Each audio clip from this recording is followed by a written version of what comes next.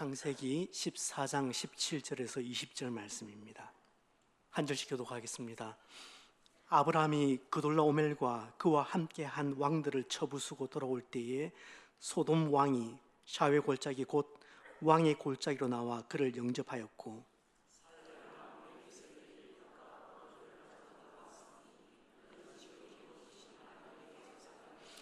그가 아브라함에게 축복하여 이르되 천지의 주제이시오 지극히 높으신 하나님이여 아브라함에게 복을 주옵소서.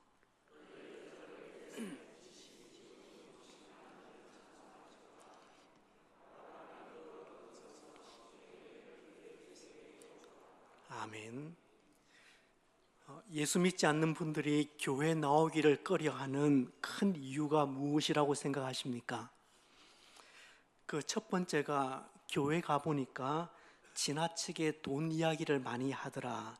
그래서 강한 거부감을 느꼈다는 그런 설문조사를 읽은 적이 있습니다. 돈에 대해서 너무 노골적으로 말하고 또 너무 자주 말하는 목회자들이 있습니다. 하지만 사실 예수 믿는 우리들도 교회 안에서는 돈에 관해서 말하는 것을 좀 어색해합니다. 그리고 교회 안에서 돈에 관해서 말하는 것을 왠지 경건해 보이지 않는다 그렇게 생각합니다. 아마도 돈이 악하거나 세속적이다 그렇게 생각하는 금욕적 경건주의 영향 때문일 것이라고 저는 생각합니다. 어쩌면 기독교 변증가인 오스키니스가 말한 것처럼 현대 신앙인들의 문제는 재물에 대해서 너무 많은 관심을 가지고 있는 것이 아니라 재물의 문제에 대해서 너무 소홀히 다루고 있기 때문은 아닌가라는 점입니다. 그러니까 종교개혁가인 칼빈도 비슷한 이야기를 했는데 그의 설교에서 오늘 교회의 문제는 돈에 대해서 너무 많은 이야기를 하는 것이 아니라 돈에 대해서 바른 이야기를 하지 않는 것이다 그렇게 이야기를 했습니다. 예, 돈은 피해갈 수 없는 인생의 문제입니다. 오늘날 우리가 살아가는 삶의 밑바닥에는 다 돈이 깔려 있다고 말해도 크게 틀리지 않습니다. 때로 돈이 참 별것 아닌 것 같다 그렇게 생각이 되어도 돌아서면 별게 맞다고 생각합니다. 이를 손에서 놓고 노후를 맞이하게 될 때에 돈의 문제는 더욱 거대한 산처럼 우리 앞으로 다가옵니다. 그래서 예수님은 돈 문제에 대해서 결코 무관심하지도 또 그 돈을 과소평가하지도 않으셨습니다. 아니, 예수님은 돈 문제에 관해서 유별나게 많이 성경에서 분량을 할애해서 가르쳤습니다. 그래서 저도 재정, 재물, 재화 이런 단어로 그렇게 치환하지 않고 여러분 들으시기에 좀 불편하시겠지만 그냥 노골적으로 돈이라는 단어를 사용하려고 합니다. 예수께서 그렇게 자주 돈에 관해서 언급하신 분명한 이유가 있습니다. 지난주 말씀드렸습니다. 그 첫 번째 이유는 돈은 하나님과 동급의 수준까지 올라설 수 있다는 점 때문에 그렇게 말씀을 하셨습니다. 여러분, 돈은 화폐 이상의 의미를 지니고 있습니다. 그리고 그 안에는, 돈 안에는 우상성이 숨어 있습니다. 그리고 이 돈은 언제든지 인간의 섬김의 대상이 될 수 있기 때문에 주님은 그렇게 자주 말씀하셨습니다. 두 번째는 하나님과 재물, 이 재물 두 주인을 함께 섬길 수는 없기 때문에 이 부분에 대해서 주님께서 아주 강력하게 말씀을 하신 겁니다. 20세기 대표적인 영성가인 기독교 영성을 공부할 때 반드시 이 사람을 공부를 하게 되는데 수도사인 토마스 머튼은 이런 이야기를 합니다. 현대 사회에서 돈은 성령이 교회에서 찾아야 할 자리를 악마적으로 찬탈해버렸다 그렇게 이야기를 합니다. 머튼은 하나님의 자리를 언제든지 차지할 수 있는 것이 돈이라고 보았고 믿음을 떠나게 하는 가장 확실한 방법이 돈을 사랑하는 것이라고 그렇게 이야기를 했습니다. 같은 맥락에서 감리교회의 창시자인 존 웨슬레는 나는 주머니가 회심하지 않은 사람의 회심을 믿지 않는다 그렇게 이야기를 했습니다.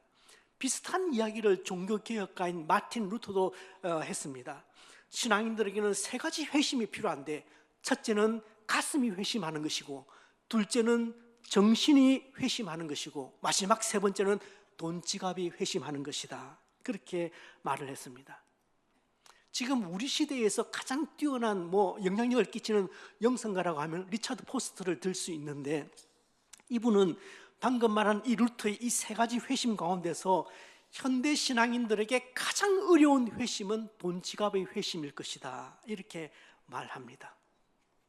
돈 문제와 관련해서 영적 거성들의 이야기를 제가 조금 인용을 해드렸는데, 오늘은 그 돈 지갑의 회심 중에서 가장 어렵다고 말하는 11조에 대해서 나누고, 다음 주에는 이 11조에 대해서 제기되는 여러 가지 질문들이 있습니다. 그 질문들에 대한 답변을 제가 하는 형식으로 말씀을 하려고 합니다. 11조를 이야기할 때 교회에서 약방의 감초처럼 등장하는 한 인물이 있습니다. 누구냐면 미국의 존 데이비슨 락펠러라는 사람입니다. 아마도 제가 생각하기에 헌금에 관련해서 설교를 할 때 가장 많이 등장하는 예화의 인물입니다. 저도 몇 번은 잘하면서 이 존 락펠러에 관해서 들었던 것 같은데 여러분들도 그러실 것 같습니다. 락펠러는 인류가 자본주의 시대를 맞이한 이래 가장 많은 돈을 벌었던 세계 최고의 부자였습니다. 그는 현대 자본주의를 상징하는 억만장자입니다. 그가 벌어들인 돈을 현대의 가치로 따지면은 우리 시대 최고의 부자라고 그렇게 이야기하는 빌 게이츠 같은 그 빌 게이츠 재산의 3배에 이른다고 그렇게 이야기를 합니다. 그러니까 엄청난 부자죠. 록펠러는 가난한 가정에서 태어나서 자수성가를 해서 억만장자가 되었던 사람입니다. 근데 억만장자가 된 뒤에도 끝까지 근검절약 정신으로 평생을 살았던 사람으로 그렇게 잘 알려져 있습니다.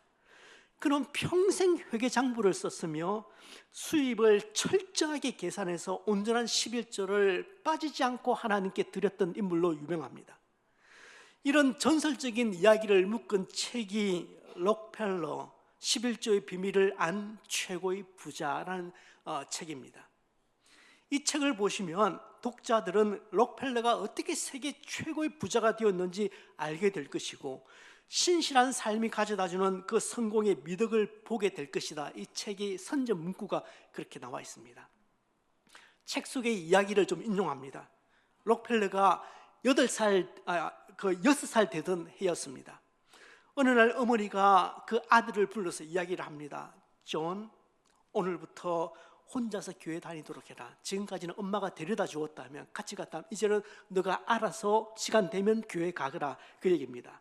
그리고 어머니는 그 록펠러의 손에 난생 처음 20센트의 용돈을 쥐어 주었습니다. 20센트는 분명히 엄마가 너에게 준 것이다. 하지만 너는 이 돈을 함부로 다 써서는 안 된다. 이 안에는 하나님께 바쳐야 할 몫이 있다는 것을 꼭 기억해라. 20센트 중에서 10분의 1인 2센트는 하나님의 몫이란다. 그렇게 가르쳤습니다. 그러면서 어머니는 그것이 11조라는 것이고 앞으로 돈이 생기면 가장 먼저 하나님께 드릴 그 11조를 반드시 따로 떼야 한다는 것을 가르쳐 주었습니다. 6살 때 가르친 겁니다. 참 귀한 어머니죠. 록펠러는 그날 예배를 드리면서 헌금 접시가 돌 때 11조를 바쳤습니다. 그때 그의 가슴에 왠지 모를 기쁨이 솟구쳐 올랐다고 그렇게 간증합니다. 그 후부터 록펠러는 교회 나가는 것과 그리고 11조를 하나님께 바치는 것을 가장 큰 기쁨으로 여기고 그가 98세에 죽거든요. 장수했죠. 98세 세상 떠날 때까지 단 한 번도 빠짐없이 수입에서 10분의 1을 하나님께 드렸다고 알려져 있습니다. 책의 파트 1 어린 시절 부분에서 록펠러가 이렇게 고백을 합니다. 그 부분 제가 인용하겠습니다. 나는 신앙심이 투철한 어머니로부터 여러 가르침을 받았는데 그 중에서도 특히 어머니와 한 3가지 약속은 내가 대사업가로 성공한 비결이 되었습니다. 3가지 유산을 받았다고 해요. 첫 번째 유산은 11조 생활을 반드시 해야 한다는 것입니다. 나는 용돈을 20센트씩 받았는데 그때마다 어머니는 11조 헌금을 해야 한다면서 11조 드리는 습관을 가르쳐 주었습니다. 두 번째 어머니로부터 받은 유산 그리고 약속은 교회 가면 맨 앞자리에 앉아서 예배를 드리는 것입니다. 어머니는 그래야만 목사님의 설교 말씀에 더 많은 은혜를 받을 수 있다고 강조하셨습니다.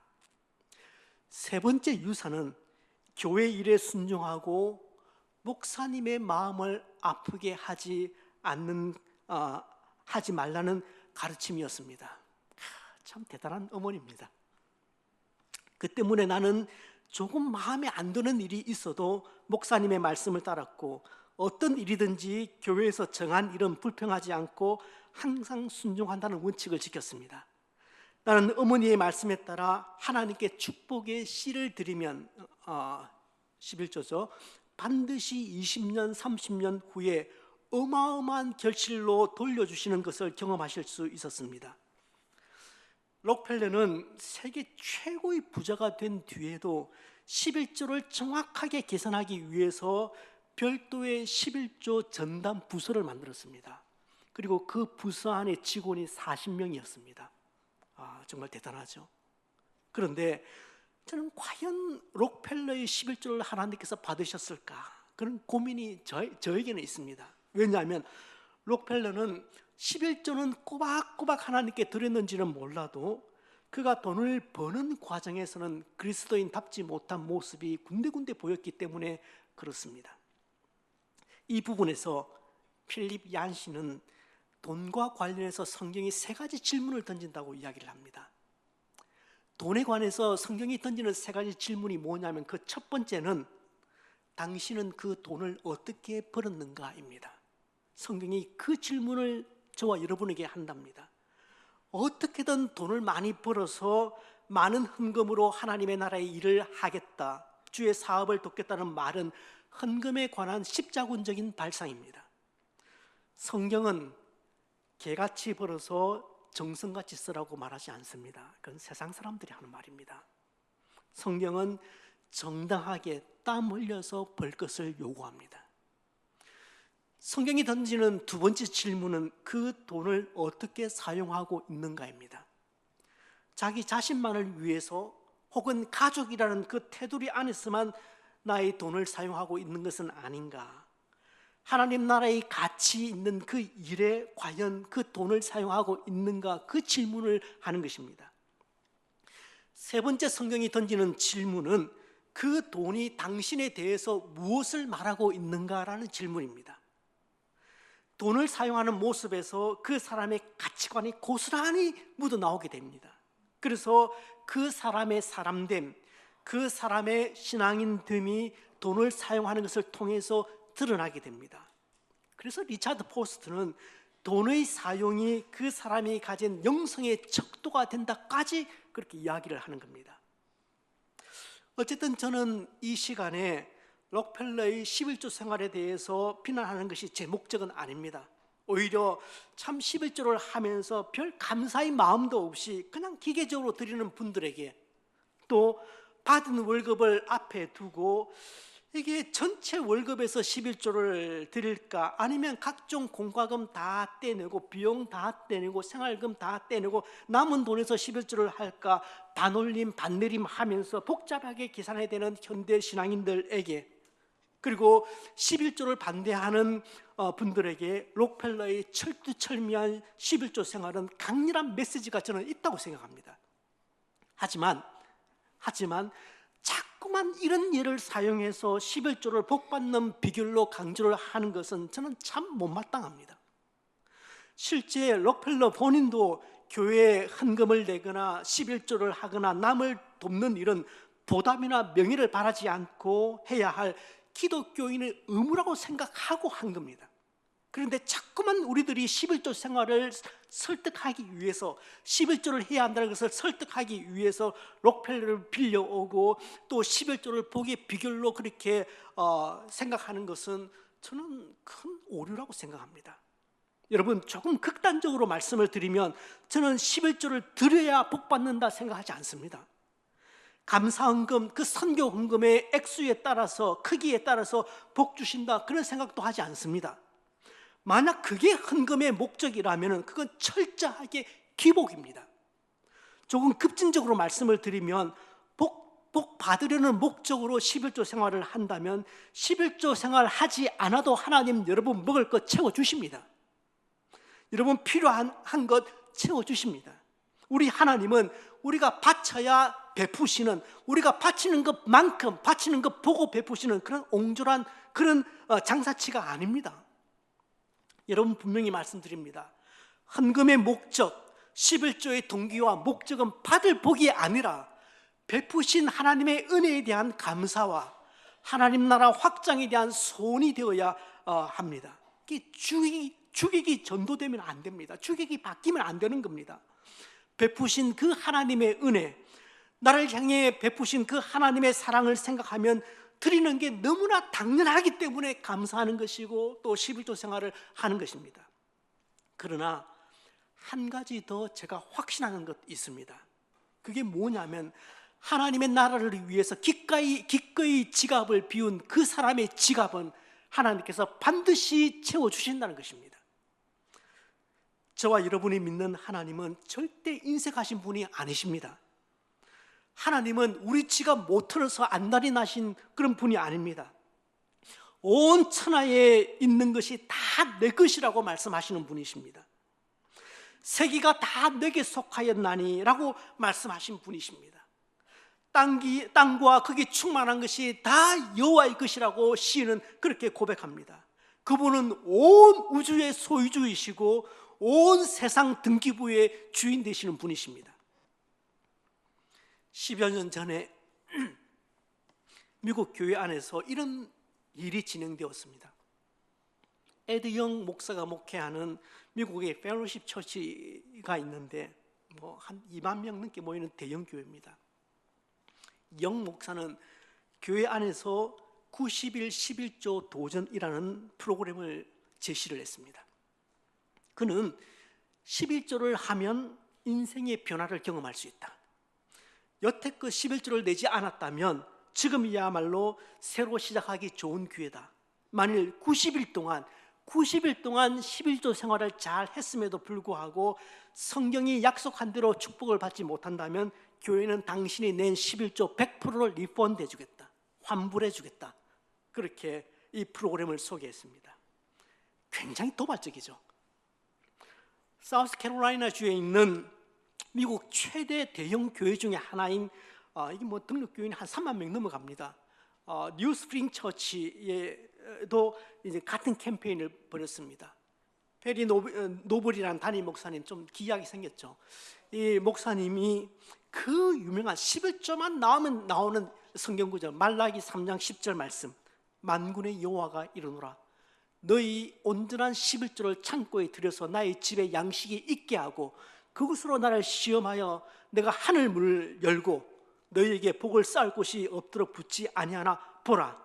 이 말씀을, 늘 오해가 되는 이 말씀을 인용하면서 이렇게 말합니다. 만일 하나님이 거짓말쟁이라고 생각한다면 교회가 당신이 헌금한 11조로 100% 환불해 주겠다. 그리고 90일 11조의 도전에서 복을 받은 교인들의 간증 영상을 홈페이지에 올리고 또 관련된 기사 등도 홈페이지에 올려서 교인들이 적극적으로 동참하도록 그렇게 홍보를 했습니다. 그 결과 어떻게 되었을까요? 그 결과 그 교회 한 해 예산이 연말에 한국 돈으로 95억이 더 걷어들였습니다. 95억이 더 나왔습니다. 우리도 한번 해보면 어떨까요?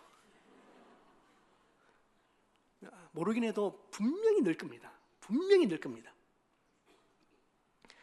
90일 11조 도전은 펠로십 교회나 뉴스프링 처치 교회만 진행한 게 아닙니다. 상당히 많은 교회들이 그때 저희 프로그램에 동참을 했었습니다. 자, 그렇다면 여러분은 이 90일 11조 도전이라는 이 프로그램을 어떻게 생각하십니까? 모양만 다르지 한국 교회 별반 다르지 않습니다. 한국 교회에서 11조에 관한 논쟁은 이거 어제 오늘 일이 아닙니다. 한국에서는 묵은 11조, 밀린 11조, 심지어 씨앗 11조라는 신조어도 만들어낸 게 한국입니다. 묵은 11조가 뭘까요? 묵은 11조는 예수 믿기 전에 벌었던 수입에 대해서 11조 다 토해내라는 것입니다. 여러분 여기 모태신앙 아닌 분 계시죠? 다 토해내세요. 여러분 씨앗 11조는 뭘까요? 씨앗 11조는 앞으로 여러분이 복을 받기 원하는 만큼 미리 11조 하는 것이 씨앗 11조입니다. 무슨 말이냐 하면 혹 1년에 10억을 벌기를 원한다면 미리 1억 11조 해라는 얘기입니다. 믿음으로 11조 한 만큼 하나님께서 계산기 두드려서 복 주신다, 그 얘기입니다. 저는 11조를 강하게 권하는 사람입니다. strongly recommend 합니다. 저 권합니다. 그러나 이런 이야기를 들을 때마다 저는 마음이 너무 무거워져요. 와, 교회가 이럴 수 있나 싶어요. 저는 오늘 현대 교회가 돈에 관한 성경의 메시지, 특별히 이 11조에 관한 메시지를 심각하게 왜곡하고 있다고 생각합니다.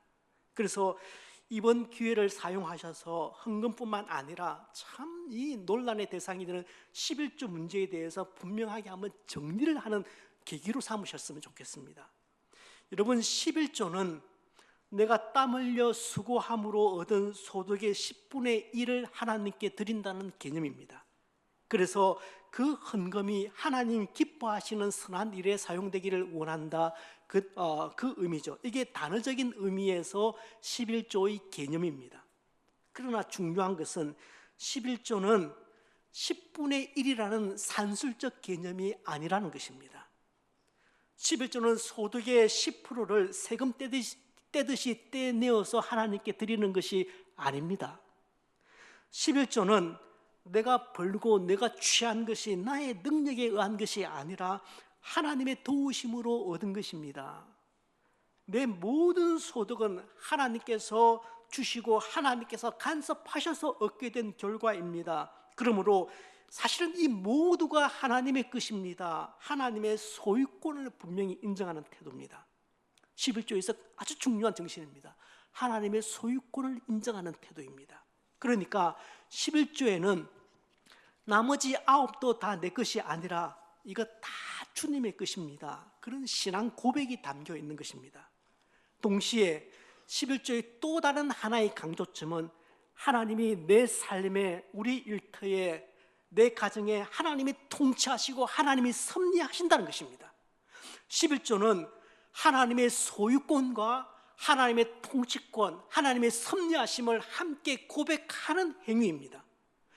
사람들이 11조를 하지 않는 10가지 이유를 설문조사한 것을 읽어보았습니다. 그 첫 번째가 뭔지 아세요? 사람들이 11조 생활을 하지 않는 첫 번째 이유는 있죠. All mine anyway. 이거 어쨌든 내 거야. 왜 내가 번 건데 내가 11조를 내야 돼? 라는 것입니다. 내 건데, 내가 번 건데, 내가 땀 흘린 건데. 그러니까 말로는 하나님의 소유권과 하나님의 통치권을 인정하고 이야기를 하지만 실제 돈 앞에 딱 섰을 때 그 고백이 전부 다 무기력해진다는 것입니다. 11조의 정신을 가장 먼저 그림자로 보여준 케이스가 가인과 아벨의 제사입니다. 여러분, 창세기 4장을 보시면 가인과 아벨이 하나님 앞에서 감사의 제사를 드리기 위해서 들러 나갑니다. 그곳에서 가인은 땅에서 얻은 곡식으로 하나님께 제사를 드리고 하나님을 예배했고, 아벨은 양을 잡아서 하나님을 예배했습니다. 그런데 하나님은 가인의 예배는 거절하셨고 아벨의 예배만 받으셨습니다. 왜 둘의 예배를 다 받지 않으셨는지 저는 이유가 의아합니다. 작은 단서가 하나 있죠. 작은 단서가 하나 있습니다. 우리 같이 한번 읽어보실까요? 세월이 지난 후에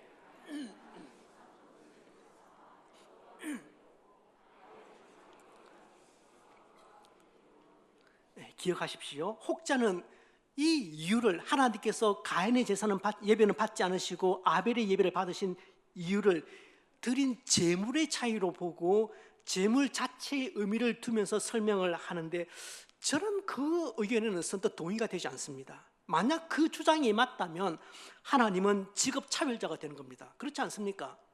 여러분, 양치는 자가 양새끼 드리는 것이 뭐가 특별합니까? 그거 당연한 거잖아요. 농사 짓는 사람이 곡식 드린 게 그 잘못입니까? 아닙니다. 농사꾼은 수확한 곡식을 드리는 게 지극히 마땅하고 정상적입니다. 자신이 드릴 수 있는 것 드린 겁니다.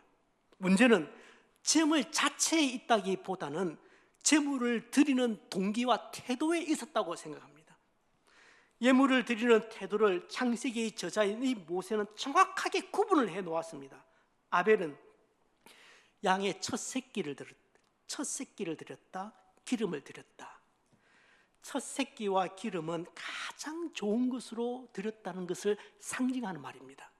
그런데 가인은 수확물 중에서 그냥 일부를 드렸다 하면서 둘의 행동을 은근히 비교를 해두고 있습니다. 옛날 어른들 말씀 중에 하나를 보면 열을 안다는 말이 있습니다. 작은 태도 하나, 작은 행동 하나 속에도 그 사람의 가치관이 묻어있고 삶의 방식이 드러나게 되는 겁니다. 구약에서 첫 새끼를 드린다는 말은 다른 말로 만물을 드렸다는 말인데, 이 말은 첫 번째 것, 가장 좋은 것이라는 의미를 내포하고 있습니다. 그러니까 그 중에서 양이 여럿 있는데 그 중에서 가장 좋은 것을 하나님께 드렸다라는 이야기입니다. 그러니까 만물을 드리는 이 개념 속에서 하나님이 강조하고 싶었던 것은 두 가지입니다. 하나는 하나님의 소유권을 인정하는 태도이고, 다른 하나는 하나님의 통치권을 인정하는 태도입니다. 11조의 정신과 똑같습니다. 그런데 하나님의 소유권을 인정하고 내 삶 속에서 하나님의 통치권과 섭리하심을 인정한다, 이 말은 거창하죠. 말은 근사하잖아요. 말은 근사한데, 그런데 어떻게 인정할 건데요? 하나님의 소유권과 하나님 통치권을 인정한다? 말은 거창한데 어떻게 인정할 건데요? 어떻게? 제가 11조 율법이니까 필요 없다고, 그래서 11조를 반대하는 분들에게 하는 말이 이것입니다. 정말 이 모든 것이 하나님께로부터 왔다는 것을 인정한다면 그걸 어떻게 인정하고 어떻게 감사할 건데? 일단 11조 반대론자들의 편은 논리가 다 맞다고 그렇게 가정하더라도 저는 그렇게 생각해요. 내 삶에 대한 하나님의 소유권과 그 하나님의 통치권을 인정하는데 11조만큼 분명하고 좋은 방법이 지금 이 시대에 있을까? 죄송하지만 저는 없다고 생각해요. 왜냐하면 돈이 우상이 된 세상을 우리가 살아가고 있어요. 사람들이 가장 귀하게 보는 가치 기준이 돈입니다. 그 돈이, 가치 기준이 돈이 된 이 자본주의 사회에서 11조란 너무나도 분명하고도 구체적인 행위를 통해서 물질로부터 자유하는 법을 배울 수 있을 뿐만 아니라 하나님이 다 주셨다, 하나님이 이 모든 것의 진짜 주인이시다, 하나님이 내 삶에 개입하시고 간섭하신다, 우리 입술의 고백이 진실된 고백임을 증명할 수 있는 구체적인 방법이 저는 바로 감사생활, 11조 생활이라고 생각합니다. 그럼에도 불구하고 11조는 강요된 헌금이 아니라 자원해서 드리는 헌금입니다. 먼저 저는 어떤 분들이 가르치는 것처럼 11조 내지 않으면 벌 받는다, 방금 말라기 말씀처럼 저주받는다, 그런 생각을 철저하게 배격합니다. 전혀 성경적이지 않습니다. 그 말라기의 말씀을 잔혹풀이한 겁니다. 11조는 감사와 자발적인 헌신의 상징에서 나온 행위입니다. 이해를 위해서 오늘 읽은 창세기 14장의 배경을 조금 설명드리면 여러분 금방 이해하실 것 같아요. 여러분, 아브라함과 조카 롯이 거느리던 그 종들 사이에 갈등이 발생했잖아요. 그런데 그 갈등이 아브라함이 양보함으로써 일단락되었습니다. 이제 롯은 비옥한 소돔의 주민센터로 가서 전입신고를 마쳤습니다. 그런데 당시 소돔과 고모라 땅에는 뭐가 많이 나왔냐면 역청이 많이 나왔습니다. 서교에서 나오는 거죠. 여러분, 역청은 건축을 할 때 사용되던 굉장히 중요한 재료입니다. 노아 방주도 비가 새지 않도록 역청으로 바르는 거죠.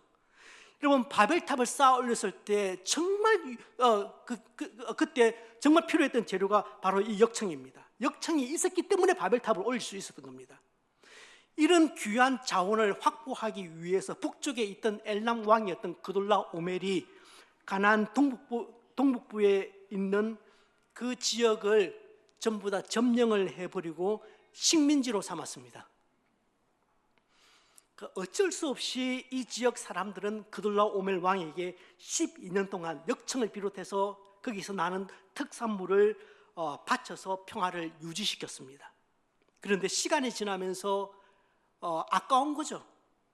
그래서 13년째 그 밑에 사는 5부족의 왕들이 담합을 해서 곡물 바치기를 중단했습니다. 못 살겠다, 우리 한번 갈아보자 한 거죠. 근데 이게 장고 끝에 악수 두잖아요. 이게 악수 중에 악수였습니다. 그돌라오멜이 가만히 있겠습니까? 이듬해에 이놈들 버릇을 고치기 위해서 군사를 이끌고 오는데 이 엘람 왕 그돌라오멜 하나만 와도 감당해내기 어려운데 북방의 맹주 3개 국가를 대동해서 합류를 시켜서 내려온 겁니다. 그래서 가나안 인근 동네가 삽시간에 전쟁터로 변한 겁니다. 이 전쟁은 성경에 등장하는 첫 번째 국가 간의 전쟁입니다. 고대의 중동 전쟁이죠. 그런데요, 큰 싸움이 한바탕 벌어질 줄 생각했는데 가나안 5개 나라 연합국은 힘 한 번 제대로 써보지 못하고 아예 박살이 나버린 겁니다. 너무 싱겁게 전쟁이 끝나버렸습니다. 소돔과 고모라는 하루아침에 쑥대밭이 되어버렸습니다. 수많은 사람들이 죽어나갔습니다.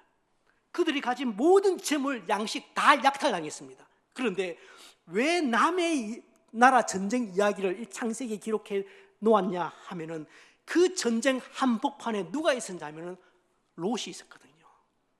롯이 잡혀갔거든요. 소돔에 살던 세속적인 신앙인 그 롯도 그 길로 사로잡혀서 전쟁 포로로 북으로 끌려가게 된 겁니다. 당연히 롯의 재물도 노략을 당했죠. 포로로 잡혀가던 사람 중에 한 사람이 극적으로 탈출해서 아브라함에게 와서 이 사실을 일러줍니다. 근데요, 아브라함이 그 조카 롯을 구출하러 나서지 않았다고 하더라도 아브라함을 비난할 사람은 아무도 없습니다. 우리 같으면 젊은 놈이 삼촌 생각은 눈꽃만큼도 없더니 그냥 막 돈에 돈독이 올라서 설치더니 내가 그럴 줄 알았다. 사실 아브라함은 롯에게 이미 할 만큼 했습니다. 게다가 롯은 자기 욕심 때문에 스스로 아브라함을 떠났던 사람입니다. 뿐만 아니라 롯을 잡아간 그돌라오멜과 그의 동맹군은 아브라함이 어떻게 대응할 수 없는 강력한 군대였습니다. 하지만 아브라함은 가만히 있지 않았습니다. 집에서 훈련된 종 318명을 데리고 헤브론에서 이스라엘 최북단 단까지, 그리고 단에서 호박까지 약 80km를 달려갑니다. 그래서 라이언 일병 구출 작전이 시작되는 겁니다. 여러분, 여기 성경이 318명 이렇게 종들의 숫자를 구체적으로 언급한 것은 이 정도면 충분히 싸워볼 수 있다, 그 말하기 위해서 318명을 적어 놓은 것이 아니라 턱없이 부족했다는 것을 드러내기 위해서 적어 놓은 것입니다. 우리가 잘못 알고 있습니다. 여러분, 전쟁이 애들 장난입니까? 아브라함이 무슨 싸움닭입니까? 아브라함이 손자 병법을 꿰찬 인물입니까? 이건 동네 깡패들하고 싸우는 것 아닙니다. 바벨론 연합군하고 싸우는 것입니다. 정말 무모했고 단 1%의 승산도 없는 미션 임파서블인데 아브라함은 조카를 위해서 전장에 뛰어든 겁니다. 솔직히 저는 이 장면을 볼 때 아브라함이 무슨 배짱이었나 싶어요. 이게 너무 무모하잖아요. 그런데 아브라함은 5개 연합 국가도 이기지 못했는데 아예 박살이 나버렸는데 그 그돌라오멜 연합군과 싸워서 승리합니다. 그렇게 아브라함이 조카 롯을 구출해서 전리품을 챙겨서 돌아오는 길에 아주 신비로운 인물이죠. 살렘 왕이었던 멜기세덱을 만납니다. 멜기세덱은 예수 그리스도를 예표하는 인물입니다. 멜기세덱은 떡과 포도주를 가지고 나와서 아브라함을 맞이하면서 하나님의 이름으로 아브라함을 축복하고 그를 위해서 기도하고 이 작은 수로 전쟁에 승리케 하신 하나님을 찬양합니다. 아브라함의 용명을 칭송하는 것이 아니라 이 승리를 주신 하나님을 멜기세덱이 찬양하는 것입니다. 멜기세덱은 지금 아브라함의 아킬레스건이 뭔지 알아요. 전쟁의 승리가 하나님으로부터 말미암았다는 사실을 다시 한번 아브라함에게 상기시킴으로써 지금 목이 곧아지려고 하는 이 아브라함의 중심을 다 잡아주는 것입니다. 아브라함도 멜기세덱의 의도를 정확하게 간파합니다. 이 승리는 나의 전략 때문도 아니고 나의 용맹 때문도 아니다. 하나님이 앞서 행하신 결과다. 그렇게 감사하며 그 전리품 중에서 10분의 1을 딱 떼어서 멜기세덱에게 주면서 하나님께 영광을 돌립니다. 성경이 말하는 헌금의 바른 태도를 보면 하나님을 인정하는 것은 입술의 말로 충분하지 않다는 것입니다. 참신앙, 진정한 고백은 구체성과 진실성이 드러나야 합니다. 하나님을 향해서 살아있는 감격과 고백들의 구체성이 결여된다면 그건 입술의 신앙일 뿐이고 죽은 고백일 뿐입니다. 여러분, 기독교는 추상적인 종교 아닙니다. 기독교는 구름 위에 있는 종교 아닙니다. 하나님은 우리를 사랑하셨습니다. 그렇게 말로만 하셨습니까? 그렇게 추상적으로 말로만 하셨습니까? 아닙니다. 하나님은 우리를 사랑하시되 구체적으로 어떻게 하셨습니까? 아들을 죽여버리십니다. 우리를 사랑한다는 것을 입증하기 위해서 아들을 죽여버리십니다. 아들을 죽이면서까지 아주 구체적으로 사랑을 하신 겁니다. 본문에서 아브라함이 10분의 1을 드렸습니다. 이 본문이 바로 11조의 기원이 되는 본문입니다. 그런데 이건 단순히 액수의 문제가 아니에요. 성경은 지난 시간에 말씀드린 것처럼 어디에도 액수를 말하지 않습니다. 그것이 1,000원이고 10,000원이고 10만이고 단 한 번도 액수를 이야기하지 않습니다. 뿐만 아니라 그 11조, 아브라함이 11조를 드릴 때, 멜기세덱이 11조를 드릴 때 하나님의 명령에 의해서 드린 겁니까? 아닙니다. 하나님이 명령하신 적이 없어요. 너 다시 생각해 보니까 나한테 진짜 감사하지? 말도 안 되는 이 전쟁에서 이기고 로또 구하고 또 전리품도 이렇게 많이 얻었으니까 엄청 고맙지 나한테. 그러니까 10분의 1 너 바쳐라, 이렇게 명령하신 적 없습니다. 아브라함이 자발적으로 감사하는 마음 때문에 드린 겁니다. 명령은 아니었지만 이 모든 일에 대한, 이 모든 소유에 대한 하나님의 소유권과 하나님의 통치권을 인정할 수 있었기 때문에 자원해서 드린 것입니다. 11조는, 아니 모든 헌금의 시작점은 바로 이것입니다. 말씀을 맺겠습니다. 11조와 관련해서 조금 디테일한 것은 다음 시간에 말씀드리겠지만 오늘 드렸던 말씀만 간략하게 요약하겠습니다. 여러분, 11조가 아무리 정당한 것이라고 할지라도 교회는 11조에 대해서 가르칠 수는 있지만 저는 그것을 강요할 수는 없다고 생각합니다. 왜냐하면 모든 헌금은, 그리고 11조는 자원해서 드리는 헌금이고 하나님 나라를 향한 성도의 헌신이기 때문에 그렇습니다. 때문에 율법적인 의무나 복을 받는 수단으로서 11조 생활을 하려거든 하지 마십시오. 안 하는 게 낫습니다. 하지만 정말 감사함이 있다면 그 감사는 표현을 하시길 바랍니다. 여러분은 여러분의 삶에 대한, 여러분의 경제권에 대한 하나님의 소유권과 하나님의 통치권을 정말 인정하십니까? 헌금 설교니까 확실히 아멘이 적죠? 정말 인정하실 수 있다면 그 인정, 말로만 그칠 것이 아니라 그 고백이 진짜 고백이라는 것을 구체적인 행동으로 표시하시길 바랍니다. 오늘 이 시대에 돈이 하나님 수준까지 되어 있는 이 물질 만능의 시대에 11조는 그것을 표현할 수 있는 아주 강력한 방법입니다. 여러분, 11조는 영적인 훈련입니다. 그래서 특별히 중직들은 온전한 11조 생활을 하시기를 저는 권면을 드립니다. 서리 집사님들도 온전한 11조 생활을 하시려고 노력하시되 처음부터 잘 안 될 겁니다. 이거 처음부터 정말 어려워요. 한 발자국씩 해보시길 바랍니다. 스텝 바이 스텝으로 한 걸음 가서 또 한 걸음 가보시길 바랍니다. 여러분 짝믿음 가정에서 신앙생활 하시는 분 많이 계실 겁니다. 남편 월급 싹둑 10분의 1 잘라서 11조 생활 하지 마세요. 지혜롭지 않습니다. 그러나 여러분이 쓰는 생활비에서 혹은 여러분이 쓰는 여러분의 용돈에서 한 부분을 떼서 11조 생활을 하려고 한번 해보십시오. 복받기 위해서 한다? 그 목적은 아니지만 하나님 베풀어 주시는 그 은혜에 대한 감사 때문에, 그리고 하나님의 선한 일들을 위해서 드릴 때 더 풍성하게 채우시는 그 하나님의 은혜를 꼭 경험하시기 바랍니다.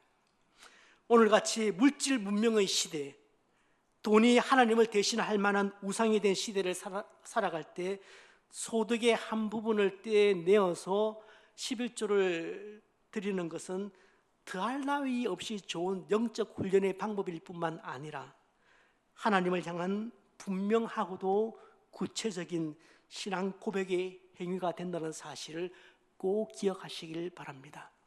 저는 여러분에게 11조 드려라, 그렇게 드려야 한다, 이렇게 강요하지는 않겠습니다. 헌금은 강요하는 것도 아니기 때문에, 헌금의 성질은 자발성이기 때문에, 그리고 헌신이기 때문에. 그러나 여러분이 버는 그 돈에 대해서, 여러분이 하시는 그 일에 대해서 하나님의 소유와 하나님의 통치와 하나님의 섭리를 인정하실 수 그렇다면 여러분의 그 감사를 구체적인 행위로 표현해 보시길 바랍니다. 기독교는, 다시 말씀드립니다, 추상적인 종교 아닙니다. 하나님께서 먼저 그러셨습니다.